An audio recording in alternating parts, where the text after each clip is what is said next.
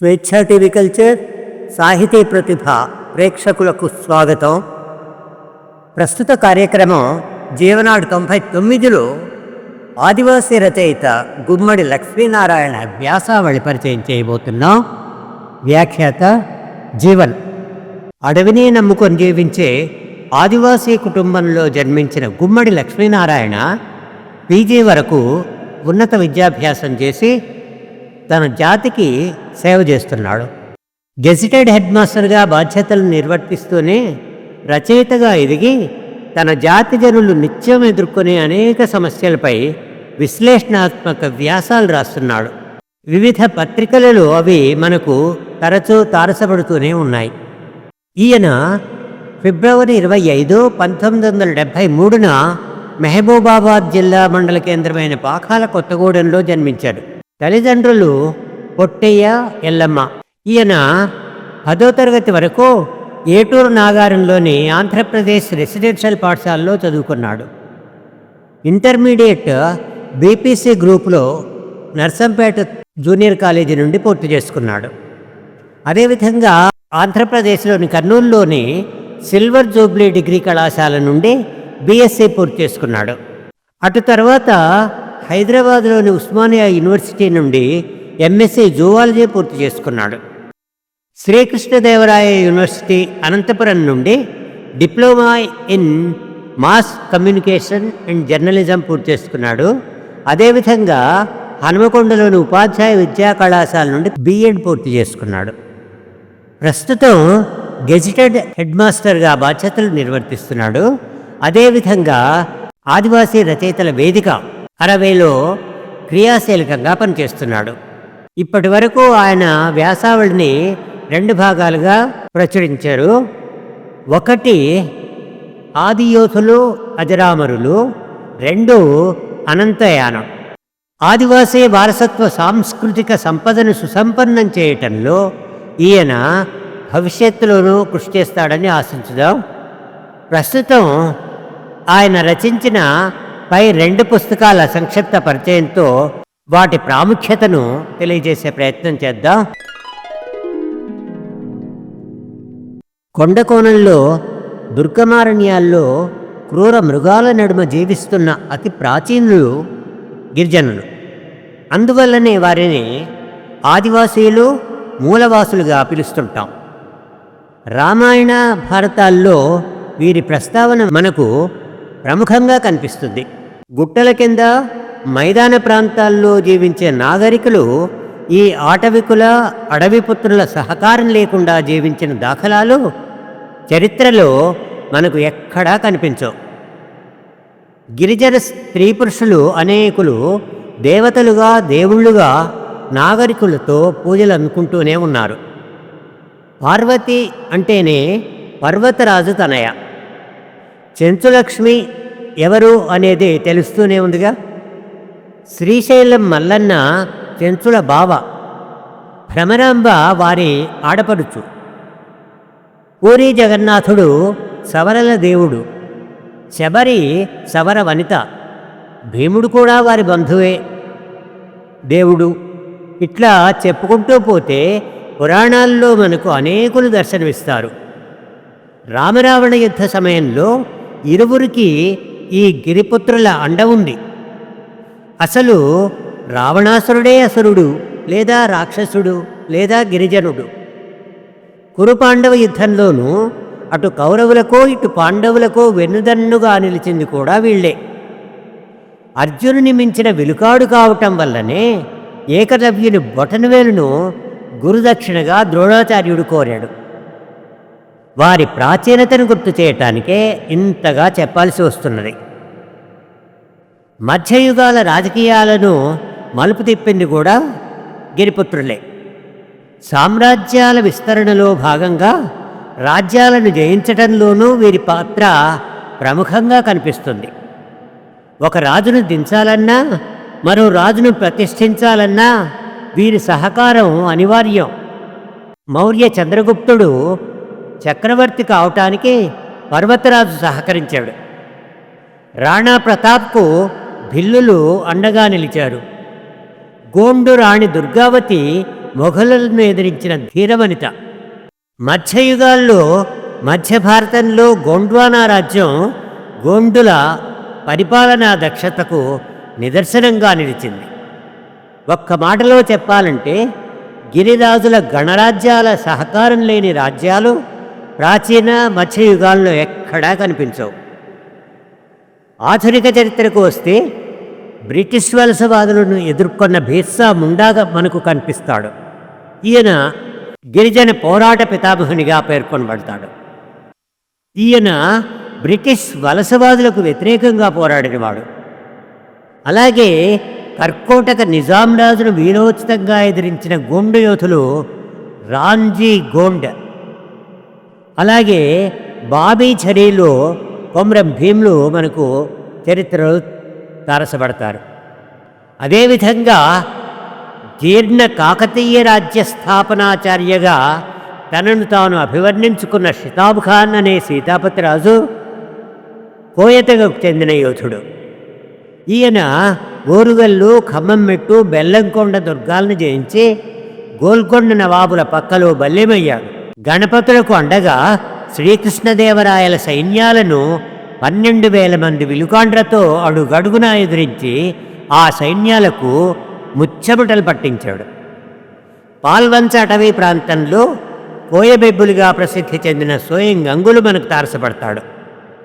సమ్మక్క సారలక్కలో జంపన కాకతీయ రాజులను ఎదిరించిన వారే. సమ్మక్క సారలక్కల జాతరతో పాటు గోండుల నాగోబా జాతర సుప్రసిద్ధమైంది. బిర్సా ముండా చరిత్రను ప్రముఖ బెంగాలీ రచయిత్రి మహాశ్వేతాదేవి నవలగా చిత్రించారు. అలాగే సాహో అల్లన్ రాజయ్యలు కొమరం భీం చరిత్రను నవలగా మనం ముందుంచారు. సీతాపతిరాజు చరిత్రను ఆదిరాజు వీరభద్రరావు మనకు అందించాడు. తమ పోరాటాలతో త్యాగాల బాటలు పరచిన అనేక మంది అజ్ఞాత వీరులు ఇప్పటికీ అలాగే మిగిలిపోయారు. వీరి వీరోచిత గాథల్ని కూడా వెలికి తీయాల్సిన అవసరం ఈనాడు ఎంతగానో ఉంది. వివిధ జాతులు, విభిన్న భాషలతో వెలుగొందే బహుళ సంస్కృతి కలిగిన దేశం మనది. భిన్నత్వంలో ఏకత్వం దీనిని ఇంతకాలం పరిరక్షిస్తూ వచ్చింది. భారత రాజ్యాంగం 342 అధికరణ ప్రకారం దేశంలో 700కు పైగా గిరిజన తెగలున్నాయి. ఇవి దేశంలోని అన్ని రాష్ట్రాల్లో ఏదో మేర ఉన్నప్పటికీ ఈశాన్య భారతంలోనూ ద్వీపకల్ప భారతంలోనూ ఎక్కువగా కనిపిస్తాయి. ఉభయ తెలుగు రాష్ట్రాల్లో సుమారు 35 గిరిజన తెగలున్నాయి. దక్షిణ భారతదేశంలో గిరిజన సాంద్రత ఎక్కువగా ఉన్న రాష్ట్రాలు మనవే. ఈ రాష్ట్రాల మొత్తం జనాభాలో వీరి జనాభా సుమారు 7% ఉంది. మా భాష గొప్పదంటే మా భాష గొప్పది అనుకుని భుజాలగిరేసే వాళ్ళు ఒక వాస్తవం వింటే అవాక్కవుతారు. దేశంలో ప్రధాన భాషలు అంటే మైదాన ప్రాంతాల్లో మాట్లాడే భాషలు 10ల సంఖ్యలో ఉంటే గిరిజన భాషలు 100ల సంఖ్యలో ఉన్నాయి. దేశంలో 1635 గిరిజన భాషలు ఉన్నట్టు ఒక అధ్యయనంలో తేలింది. వీటిలో 197 భాషలు అంతరించిపోయే ప్రమాదంలో పడిపోయాయని యునెస్కో హెచ్చరిస్తోంది. 100ల సంఖ్యలో ఉన్న ఈ గిరిజన భాషలు స్థూలంగా 4 భాషా కుటుంబాలకు చెందినవిగా గుర్తించారు. అవి ఇండో యూరోపియన్, ద్రవిడ, మోన్ఖ్వేర్, సైనో టిబెటన్లు. 2011 నాటి జనాభా లెక్కల ప్రకారం గిరిజన జనాభా 104.5 మిలియన్లు, అంటే 10.5 కోట్లు. ఇది మొత్తం దేశ జనాభాలో సుమారు 9% ఉంది. దాదాపు అన్ని రాష్ట్రాల్లోనూ కొద్దో గొప్ప వీరి సంఖ్య ఉన్నప్పటికీ ఈశాన్య రాష్ట్రాలు, ద్వీపకల్ప భారతంలో ఈ సంఖ్య గణనీయంగా ఉంది. 2011 నాటి గణాంకాల ప్రకారం 77 లక్షల మంది గోండులు, 76 లక్షల సంఖ్యలో సంతానులు నివసిస్తున్నారు ఈ దేశంలో. 100ల సంఖ్యలో గిరిజన భాషలున్నప్పటికీ అతి తక్కువ భాషలకు మాత్రమే లిపి ఉంది. అధిక సంఖ్యాక గిరిజనులు గోండీ లిపి కోయత్తూరులో రాస్తారు. తరువాతి స్థానంలో సంతాలీ భాష నిలుస్తుంది. గోండీ దక్షిణ మధ్య భారతంలోని ద్రవిడ భాషా కుటుంబానికి చెందిన భాష. తరువాతి స్థానంలో నిలిచిన సంతాలీ భాషను భారత, బంగ్లాదేశ్, భూటాన్, నేపాల్ దేశాల్లో మాట్లాడతారు. ఇది ఆస్ట్రో ఏషియాటిక్ భాషా కుటుంబానికి చెందింది. ఆదిమ మానవులైన వీరి భాష, సంస్కృతులు, కళలు ప్రాచీనమైనవి మాత్రమే కాదు, విశిష్టమైనవి, సాంప్రదాయకమైనవి, చైతన్యపూరితమైనవి. ఇవి అన్నీ ప్రకృతిని ఆరాధిస్తూ ప్రకృతిని ఆవరించి ఉన్నవి. వాస్తవానికి గిరిజనులకు తల్లి, తండ్రి, జీవిత సమస్తము అడవి. అందువలనే వీరిని అడవి పుత్రులు, అడవి బిడ్డలు అని పిలుస్తుంటాం. వారి ఆహార అవసరాలు పూర్తిగా తీర్చేది ఈ వనాలే. దుంపలు, కాయగూరలు, వేటాడిన జంతువులు వారి జీవనాధారాలు. అక్కడి చెట్లు, పుట్టలు, నదీనదాలు సమస్తము వారివే. తమకు జన్మనిచ్చి జీవితాంతము తన ఒడిలోనే పెంచి పోషించే అడవిని, అందులోని సమస్త జీవజాలాన్ని పెంచి పోషించేది ఈ గిరిజనులే. వేల ఏండ్లుగా అడవిని కాపాడుకుంటూ వచ్చింది కూడా వీళ్ళే.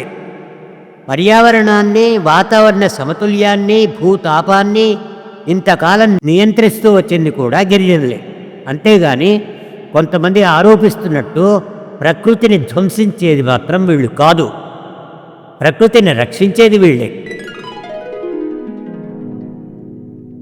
ఇట్లా ఆదివాసీ భాషా సంస్కృతులను గురించి అనేక వ్యాసాల్లో గుమ్మడి లక్ష్మీనారాయణ సవివరంగా చర్చించాడు. ఆదివాసీ జీవన వైవిధ్యాన్ని గురించి ఎన్నో ఆసక్తికర అంశాలను ఆయన మన ముందుంచాడు. పుట్టుక నుంచి మరణించే వరకు ఆదిమ సమాజం నిర్వహించే సమస్త కార్యకలాపాలను సవివరంగా మన ముందుంచాడు. వారి సాంస్కృతిక ప్రతిబింబమైన నాట్యశాస్త్ర విశేషాలను మన ముందుంచాడు ఆయన. అలాగే వాద్య పరికరాల విశేషాలను వివరించాడు. గిరిజనుల ఇలవేల్పు అయినటువంటి ఇప్ప చెట్టు ప్రాధాన్యతను ప్రత్యేకంగా విశ్లేషించాడు గుమ్మడి లక్ష్మీనారాయణ. తెలంగాణలోని ఉమ్మడి ఖమ్మం జిల్లా, ఆదిలాబాద్, వరంగల్, కరీంనగర్, మహబూబ్నగర్ జిల్లాల్లో నివసించే అనేక గిరిజన తెగలు, అదేవిధంగా ఆంధ్రప్రదేశ్లోని ఉభయ గోదావరి జిల్లాలు, విశాఖ, విజయనగరం, శ్రీకాకుళం జిల్లాల్లోని ఆదివాసీల సంబంధ బాంధవ్యాలు, గోత్రాలతో ముడిపడిన వారి సంస్కృతి, చెట్టును పూజించే విధానం మొదలైన అనేక విశేషాలను పొందుపరిచాడు తన గ్రంథాల్లో. ఆదివాసులు తమ దేవుళ్ళందరినీ చెట్టు కిందనే పూజించుకుంటారు. ఇది వారి ఆచారం. అలాగే ప్రతి పండుగలోనూ ఇప్ప చెట్టుకు మాత్రమే ప్రాధాన్యత ఉందని ఆయన నొక్కి చెప్పాడు. వారి సాంప్రదాయిక వేడుకలు, సంబరాలు, పెండ్లిండ్లు మొదలైన అనేక సందర్భాల్లో వాళ్ళు సేవించే ఇప్పసార ఆచారాన్ని మనం ఉంచాడు ఆయన. భద్రాచల శ్రీరాముడి పాదాల చెంత ఇప్పపోగును నైవేద్యంగా సమర్పించటాన్ని ఆయన ఇక్కడ మనకు ప్రత్యేకంగా ప్రస్తావించాడు. ఇప్ప చెట్టు వారికి దివ్య ఔషధం. అదేవిధంగా ఆదివాసీ ఆత్మ గౌరవానికి సూచికగా నిలిచే పచ్చబొట్టు ఆచారాన్ని, దాని ప్రాశస్త్యాన్ని ఆయన వివరించాడు. అదేవిధంగా భూమి, అటవీ సమస్యలపై కూడా ఆయన సమగ్రంగానే చర్చించాడు. అదేవిధంగా ఆదివాసీ భూమి సమస్యకు కీలకంగా నిలిచే 170 చట్టాన్ని గురించి కూడా సమగ్రంగా చర్చించాడు గుమ్మడి లక్ష్మీనారాయణ. గిరిజనుల హక్కులకై అహరహం పోరాడిన హక్కుల నేత బాలగోపాలను గురించి మనం ఇక్కడ ప్రత్యేకంగా గుర్తు చేసుకోవాల్సిన అవసరం ఉంది.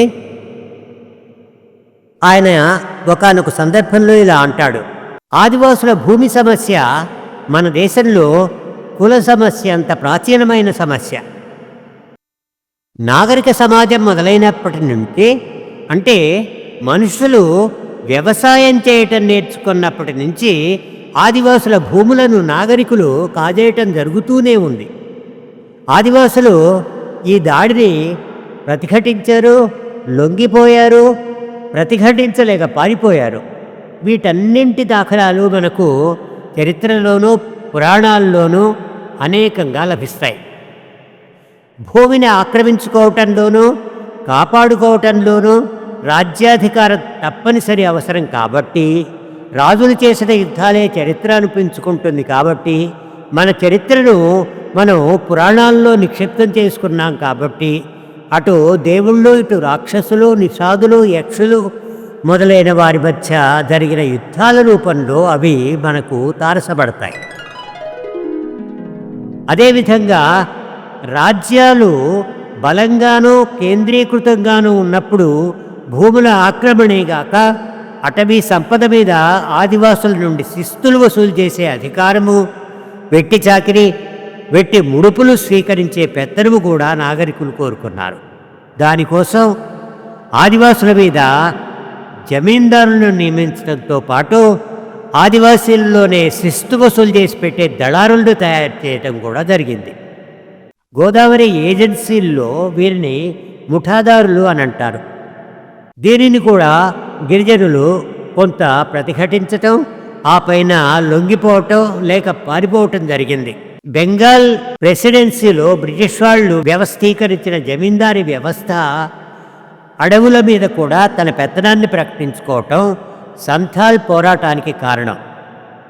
అలాగే గోదావరి ఏజెన్సీలు 1 శతాబ్దం పైగా ఎడతెరిపి లేకుండా జరిగిన అలజడికి కారణాల్లో ముఠాదారీ వ్యవస్థ ఒకటిగా నిలుస్తుంది. అదేవిధంగా గుమ్మడి లక్ష్మీనారాయణ ఆది యోధులు అజరామరులు అంటూ రాసిన వ్యాస సంపుటిలో ఆదివాసీలకు ఆత్మబంధువులుగా నిలిచిన వారిని అందరినీ కూడా వివరించుకుంటూ పోయారు. అందులో ముఖ్యంగా ఆదివాసీల స్వయం పాలన కోసం పోరాడిన యోధుడు బిర్సా ముండాను గురించి ప్రత్యేకంగా చెప్పొచ్చు. ఈయన బీహార్లోని మధ్య భారతంలోని బ్రిటిష్ పాలనపై పోరాడిన యోధుడు. ఆదివాసీల ఆత్మగౌరవ దినోత్సవంగా బిర్సా ముండా జన్మదినోత్సవాన్ని మనం ఈనాడు జరుపుకుంటున్నాం. ఆయనను గురించి ప్రత్యేకంగా ఒక వ్యాసం ఇచ్చారు. అలాగే గోండ్వానా మహారాణి కమలాపతిని గురించి, ఆసోం ఆదివాసీ హక్కుల కెరటం ఫోంగ్లోని గురించి, మరో పోరాట యోధుడు చక్ర భిసోయిని గురించి, కొండరెడ్డి వీరుడు సుబ్బారెడ్డిని గురించి, ఆదిలాబాద్ జిల్లా గోండు పోరాట యోధులు రామ్జీ గోండును, ఆయనను ఉరితీసినటువంటి ప్రాంతాన్ని గురించి ప్రత్యేకంగా వివరించాడు.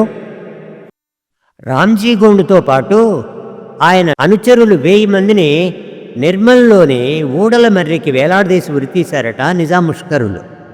దానిని ఈనాటికి 1000 ఊడల మర్రిగానే పిలుస్తారు అని దాని ప్రాముఖ్యతను కూడా వివరించాడు లక్ష్మీనారాయణ. జార్ఖండ్కు చెందిన తిలకా మాంఛీని గురించి, భూంకాల్ తిరుగుబాటు యోధుడు గుండాధుర్ గురించి, సంతాల్ సమరయోధులు సిద్ధు కాన్హు ముర్ము గురించి, శ్రీకాకుళ గిరిజన పోరాటంలో నేలకొరిగిన వెంపటాపు సత్యం మాస్టారు, ఆదిభట్ల కైలాస మాస్టర్తో కలిసి పోరాడిన ఆరిక గుంపస్వామి మొదలైన వారిని గురించి కూడా ఆయన ఇందులో ప్రముఖంగా పేర్కొన్నాడు. అలాగే అల్లూరి సీతారామరాజు, ఆయన ముఖ్య అనుచరులుగా నిలిచిన గంటందొర, మల్లుదొరలను గురించి మరో అధ్యాయంలో వివరించారు. బ్రిటిష్ వారికి వ్యతిరేకంగా పోరాడిన తొలి చెంచు పోరాట యోధులు బాయన్న, హనుమంతప్పలను గురించి వివరించారు. అలాగే గిరిజన స్వయం పాలనకై తెల్లదొరలపై పోరాడి అమరుడైన కొమరం భీం, జోడేఘాట్ వ్యూహకర్త కొమరం సూరు, కొమరం భీంకు వాద్య ప్రచారకర్తగా మార్మోయిన వెడమ రాము, అలాగే నిజాంకో అటు తర్వాత నెహ్రూ సైన్యాలకు వ్యతిరేకంగా పోరాడిన కోయ బెబ్బులి సోయం గంగులు, నక్సల్బరీ విప్లవోద్యమంలో తొలి మహిళా నాయకురాలు శాంతి ముండా, మొదలైన వారిని గురించి వ్యాసాలు ప్రత్యేకంగా ఉన్నాయి. అలాగే ఆదివాసీల ఆత్మబంధువులు శీర్షికన మరికొందరిని కూడా వివరించాడు రచయిత. వారిలో మానవ శాస్త్రవేత్త హేమండ్ డార్ఫన్ గురించి ఒక వ్యాసం పూర్తిగా ఉంది. అలాగే బాబాసాహెబ్ అంబేద్కర్, సవర బ్రహ్మ గిడుగు రామమూర్తి, ప్రొఫెసర్ బియ్యాల జనార్దన్ రావు, మానవ హక్కుల వేదిక యోధుడు బాలగోపాల్, ఐఏఎస్ అధికారులైన బిడి శర్మ, సిఆర్ శంకరన్, జ్ఞానపీఠ అవార్డు గ్రహీత ప్రముఖ బెంగాలీ రచయిత్రి మహాశ్వేతాదేవి, వినాయక్ సేన్, భీంబర్ డియూరి, ఆదివాసీ రచయిత పొనక సుదర్శన్, ఆదివాసీల తొలి డాక్యుమెంటేరియన్ మైఖేల్ యార్కర్ మొదలైన అనేక మందిని ఆదర్శమూర్తులుగా, ఆదర్శ మహనీయులుగా వివరించుతూ వచ్చాడు. అలాగే మన్యంవీరుడు అల్లూరి సీతారామరాజు, రంపపితూరి నడిపిన ద్వారబంధాల చంద్రయ్య, కమ్యూనిస్టు నేత గిరిజన యోధుడు సువర్ణపాక సుందరయ్య, ఆదర్శ విప్లవ కమ్యూనిస్టు నాయకుడు ఈసం బాటన్న, ఆదివాసీ పర్యావరణ ఉద్యమ నేత జమున తుడు, గుస్సాడి గురువు కనకరాజు, గిరిజన రచయిత మల్లిపురం జగదీష్, కోయల మౌఖిక సాహిత్య మణిహారం సకిన రామచంద్రయ్య మొదలైన వారిని గురించి వివరణ కూడా ఈ గ్రంథంలో ఉంది. అలాగే పురాణేతిహాసాల్లో మనకు తరచూ దర్శనమిచ్చే ఆదివాసీలను కూడా ఆయన స్మరించుకున్నాడు. వారిలో వాల్మీకి, శూర్పణఖ, తాటకి, చెంచులక్ష్మి, ఏకలవ్యుడు, భక్త కన్నప్ప, శబరి, హిడింబి, పోలిక, రావణాసురుడు, ఈయన ఆదివాసీల ఆరాధ్య బ్రహ్మ. అలాగే నరలోకసురుడు నరకాసురుడు, ఆదిమజనుల పరమశివుడు కుషార్ లింగో మొదలైన వారిని గురించిన వ్యాసాలు ప్రత్యేకించి ఉన్నాయి. ఈ విధంగా అనేక ప్రత్యేకతలతో కూడిన విశేషాలను తన గ్రంథాలలో పొందుపరిచాడు గుమ్మడి లక్ష్మీనారాయణ. ఇక ముందు కూడా ఈయన గిరిజన మౌఖిక సాంస్కృతిక భాండాగారం నుండి విలువైన విశేషాలు మనకు అందిస్తాడని ఆశించుదాం. ఈ కార్యక్రమం ఇంతటితో సమాప్తం. మా ఈ కార్యక్రమాలను లైక్ చేయండి, మీ మిత్రులకు షేర్ చేయండి, చందాదారులుగా చేరండి, చేర్పించండి. ప్రజాతంత్ర భావజాల వ్యాప్తికి మీ తోడ్పాటును అందించండి. మీ జీవనాడి. వచ్చే వారంతో జీవనాడి 100 వారాలు పూర్తి చేసుకుంటుంది. ఈ సందర్భంగా జీవనాడి 100వ భాగం ప్రముఖ ప్రజాకవి, కళాకారుడు, అరుణోదయ వ్యవస్థాపకుడు అయిన కానూరి వెంకటేశ్వరరావు వర్ధంతి ప్రత్యేక కార్యక్రమంగా ప్రసారం చేయబోతున్నాం. అంతవరకు సెలవు.